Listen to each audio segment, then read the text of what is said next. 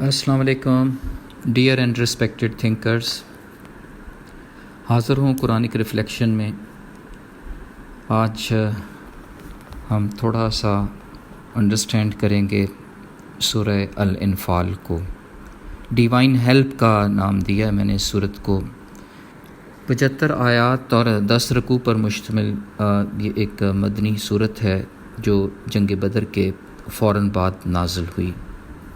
پہلی 40 آیات 9ویں پارے میں ہیں، باقی کی آیات 10ویں پارے میں ہیں۔ الانفال نفل کی پلورل ہے، جس کا مطلب ہے ضرورت سے زیادہ مال۔ جنگ میں کامیابی کے بعد دشمن سے ملے ہوئے مال کو انفال کہتے ہیں۔ یہ صورت غزوہ بدر کے مال غنیمت سے متعلق نازل ہوئی۔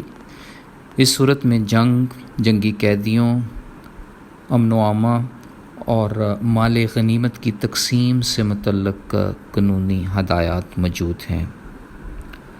حضور پاک صلی اللہ علیہ وسلم نے فرمایا، میرے لیے مال غنیمت حلال کر دیا گیا ہے جو مجھ سے پہلے کسی کے لیے حلال نہ تھا۔ یہ صورت جنگ کے روحانی پہلو کی طرف بھی توجہ دلاتی ہے، جیسا کہ اللہ تعالیٰ کی رضا کا آنا اور فرشتوں کی مدد کا شامل حال ہونا۔ ہم اس صورت سے لرن کرتے ہیں کہ اللہ تعالیٰ کی راہ میں لڑی ہوئی جنگیں بے لوث لڑی جاتی ہیں، جہاں بہادر لوگ سچائی کے لیے لڑتے ہیں، مالی فائدے کے لیے نہیں۔ جنگ بدر 950 دشمنوں کے مقابلے میں صرف 313 کا جذبہ ایمان بڑا ہی قابل ستائش ہے۔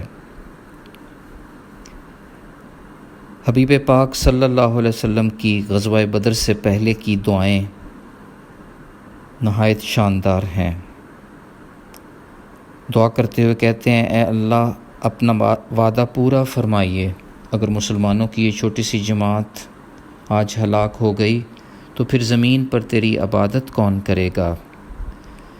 دیر تک گڑ گڑا کر دعا مانگتے رہے۔ حضرت ابوبکر صدیق رضی اللہ تعالیٰ کہنے لگے، آپ نے اپنے رب سے بہت کچھ مانگ لیا ہے، اللہ اپنا وعدہ پورا فرمائیں گے۔ پھر یہ کہ مسلمانوں پر اونگ کا غلبہ آنا اور امداد کے لیے فرشتوں کا نزول، مشرکین کی تعداد کم دکھائی دینا، میدان بدر سے شیطان کا فرار ہو جانا، یہ سب ہمیں اللہ کی ایک گریٹ ڈیوائن ہیلپ کی طرف اشارہ کر رہے ہیں۔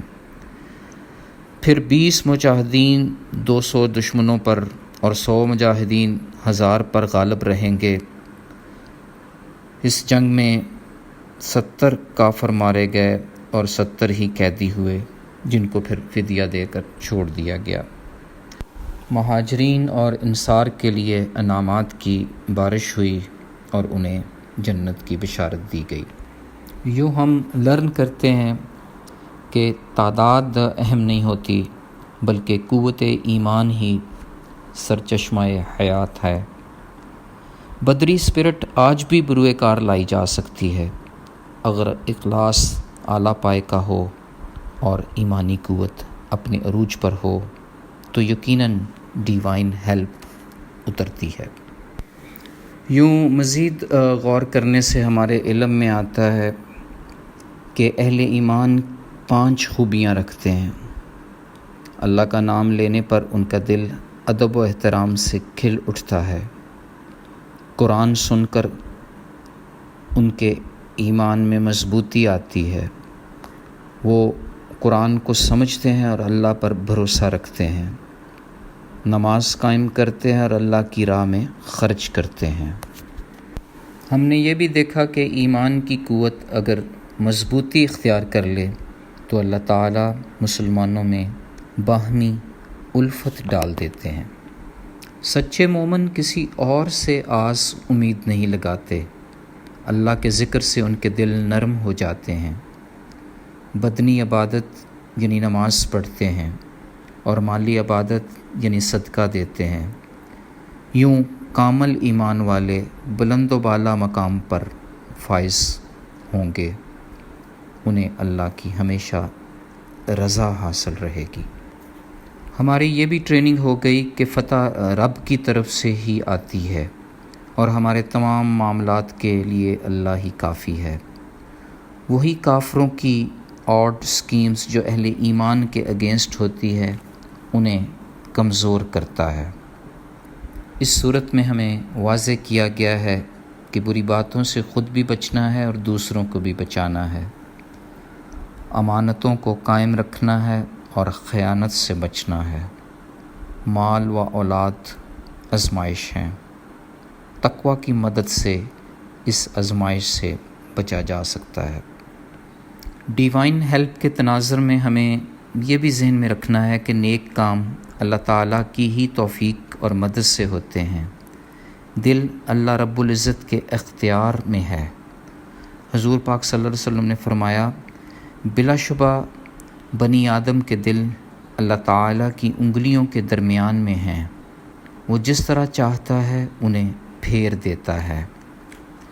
پھر آپ نے یہ دعا فرمائی، یا مقلب القلوب ثبت قلوبنا علی دینک، اے دلوں کو پھیرنے والے اللہ ہمارے دلوں کو اپنے دین پر ثابت قدم رکھیے۔ یوں دل جب دین پر قائم رہیں گے تو آج کے دور میں بھی بدری اسپرٹ کو زندہ رکھنا زیادہ مشکل نہیں ہوگا، اور پھر ہم دیکھیں گے کہ زندگی کے ہر معاملے میں ڈیوائن ہیلپ ہماری مدد کرتی ہے۔ فی امان اللہ، اللہ حافظ۔